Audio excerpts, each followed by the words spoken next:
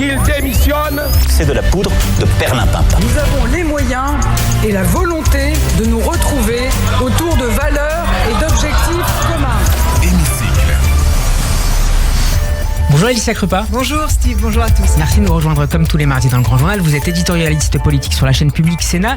Laetitia, la semaine dernière, vous nous parliez de Bernard Cazeneuve et aujourd'hui, vous voyez en François Ruffin, cette fois député LFI de la Somme, un candidat idéal pour incarner la gauche après Jean-Luc Mélenchon. Exactement, après ou en même temps que Jean-Luc Mélenchon. Et dans ce cas, François Ruffin le ringardiserait et chasserait finalement Jean-Luc Mélenchon de la politique, ou du moins de la course à la présidentielle. Alors vous nous parlez de François Ruffin car il a organisé hier une conférence de presse devant l'Assemblée sur le thème des vacances pour tous. Oui, une conférence de presse un peu spéciale, un peu aux airs de happening, dont il a le savoir-faire. Ruffin est un des meilleurs en communication.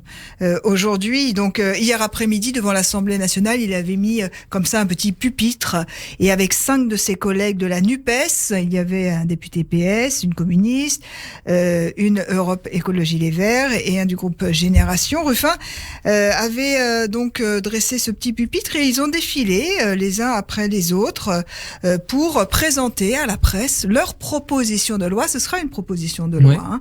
Le droit au départ en vacances. On va écouter le message principal de François Ruffin. C'est la première cause qui fait que depuis des années, je me dis, il faut absolument faire quelque chose pour les vacances, qui est devenu finalement le temps de l'inégalité, puisque comme ça appartient à la sphère privée, il y a des familles qui peuvent partir et qui partent, et il y a des familles qui ne partent pas et où les enfants sont coincés. Donc c'est pour ça que je m'associe à cette démarche qui veut une politique publique des vacances, qui fait que tout ne relève pas du privé, de la sphère privée, la famille, de l'entreprise privée, Airbnb et compagnie. Il dit qu'il s'associe, Laetitia, donc ce n'est pas son idée cette PPL ?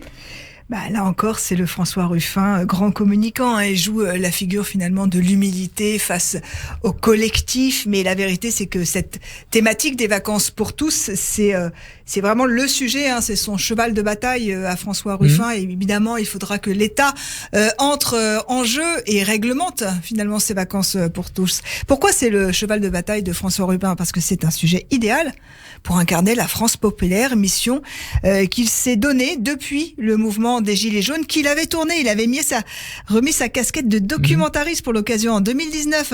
Avait été diffusé au cinéma son film. Alors après, c'est vrai qu'il flottait hier un petit doute sur la faisabilité de cette proposition de projet de loi.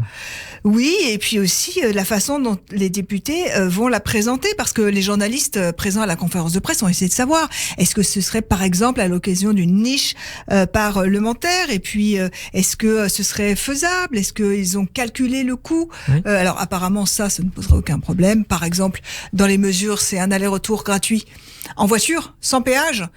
Là, ils demandent bien sûr aux sociétés qui gèrent les autoroutes et qui sont apparemment bénéficiaires de plusieurs milliards, nous dit Ruffin, de faire un geste. Donc ils l'ont apparemment, ils ont fait le budget, mais finalement c'était pas très clair. Encore une fois, sur quand ils vont proposer ce projet de loi et comment. C'est pas si grave. Le plus important, c'est que cette séquence, on en retienne le slogan des vacances pour tous. Et ça a marché ? Est-ce que François Ruffin pourrait être le chef de la gauche, selon vous, Laetitia ? Ça a marché, oui. Pourquoi ? Parce que François Ruffin, faut toujours regarder après où est la personne qui communique, ou sur quel plateau. Si elle est sur un plateau, si elle est dans un média. Il était sur C'est à vous, c'est pas mal. Pas mal. France 5 hier soir, et il envoyait un message aux troupes de la France insoumise, mais pas que. Faut que je passe à l'appel au don. J'ai besoin de vous, j'ai besoin de vos sous. Sans deck. Non, c'est pas le bon son. On écoutera ce son juste après. Ça veut dire qu'on a un travail à faire, et c'est mon travail de dire, voilà, qu'est-ce qui a été obtenu avec Jean-Luc Mélenchon ? C'est déjà des fondamentaux qui sont énormes. Il a gagné la jeunesse des centres-villes, soucieuse d'écologie, il a gagné les quartiers populaires. Pour moi, il nous manque les bourgs populaires, les campagnes populaires, et si jamais on arrive à réunir ce bloc-là, on parviendra à porter un projet majoritaire pour la société. Vous avez compris son objectif, c'est élargir la base électorale de la France insoumise et puis incarner ce peuple de gauche auquel il fait appel, auquel il fait un petit peu de pied. Il a commencé à le faire parce qu'il se revendique de la classe ouvrière, ça on le sait, mais pas seulement. Dans une interview à l'Obs, il y a un mois, François Ruffin déclarait « Je suis social-démocrate ». il faisait un peu un jeu de mots parce qu'il scindait ce mot en deux en disant « je suis social parce que c'est mon combat premier et je suis démocrate parce que je suis pour la démocratie ». Mais bon, il sait bien quand même que il y a beaucoup d'orphelins du socialisme qui se disent sociodémocrates et qui ont aujourd'hui besoin et qui sont à la recherche d'un leader. Et donc, il tente vraiment de ratisser large, François Ruffin. D'ailleurs, hier, pendant sa conférence de presse, il fallait bien tendre l'oreille.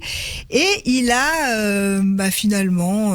c'est pas le seul, parce que Fabien Roussel aussi, mais il s'est réclamé du Front populaire, 1936, Léon Blum, en citant des figures aussi illustres que Léo Lagrange, sous-secrétaire d'État au sport et à l'organisation des loisirs sous le Front populaire. Finalement, Ruffin se greffe à l'histoire et au patrimoine culturel du socialisme. Et le député de la Somme se prépare même matériellement. Oui, ça fait déjà 2 ans. Alors, ça fait 2 ans qu'il a dit qu'il était prêt à ramasser le drapeau. C'était face à Jean-Jacques Bourdin. Je ne sais pas si vous vous souvenez. Non. C'était en 2020. C'était une interview. Voilà. Donc, il creuse son sillon, François Ruffin. Mais il sait que sans l'appareil de la France Insoumise, sans un appareil politique, c'est-à-dire les moyens aussi que cela suppose, il ne pourrait pas y aller. Donc, si vous voulez, son personnage est prêt. Il se pose en anti-Macron, en tout point de vue. C'est même devenu une obsession. Et d'ailleurs, écoutez bien ce petit écriteau, là, un autre slogan, hier, devant l'Assemblée nationale, sous le palais, la plage. Il fait encore une fois référence à Emmanuel Macron qui gouvernerait tel un monarque. Mais vous me posiez la question matérielle, Steve, et oui, là encore, Ruffin se distingue des autres politiques qu'il désigne comme des héritiers. Lui, il a carrément lancé un appel aux dons sur sa chaîne YouTube. Il maîtrise bien ces médias-là aussi. Il maîtrise les médias traditionnels et tous les médias digitaux. Il a une chaîne YouTube qui est assez suivie. Il a pas mal de followers. Et donc, il a pris le micro et il a lancé un appel aux dons. Faut que je passe à l'appel aux dons. J'ai besoin de vous, j'ai besoin de vos sous. Sandec. Il est évident maintenant que j'ai opéré un changement de division. Tu vois, et si tu montes en étant le même dans la division supérieure pour aller jouer en Champions League, mais que t'es pas armé d'une équipe autour de toi assez dense, assez solide, tu vas perdre tous tes matchs. Donc, j'ai besoin d'étoffer mon équipe. François Ruffin qui est fan de foot par ailleurs. Oui, et puis c'est bien que le foot c'est aussi fédérateur. Je vous le dis, François Ruffin est un très très fin communicant. Si jamais il échoue en politique, il aura toujours un backup. Mais bon, cet appel, je l'explique à nos auditeurs qui n'ont pas forcément regardé la chaîne YouTube de François Ruffin. En fait, depuis le confinement, il a transformé sa cuisine en studio radio et en studio télé. Et donc, il fait comme ça, il diffuse des vidéos avec un fond rouge et blanc. Voilà, c'est un carrelage rouge et blanc dans sa cuisine. Bon, il envoie des vidéos à ses fans et puis aux gens, comme il dit, c'est un peu l'appellation de Jean-Luc Mélenchon, c'est-à-dire les futurs potentiels électeurs. Et donc François Ruffin est très très bon, encore une fois, dans la maîtrise de ses codes médiatiques. Et d'une certaine manière, Laetitia, on peut dire que François Ruffin est déjà entré en campagne ? Oui, François Ruffin, selon moi, est en campagne pour la présidentielle de 2027, c'est très clair.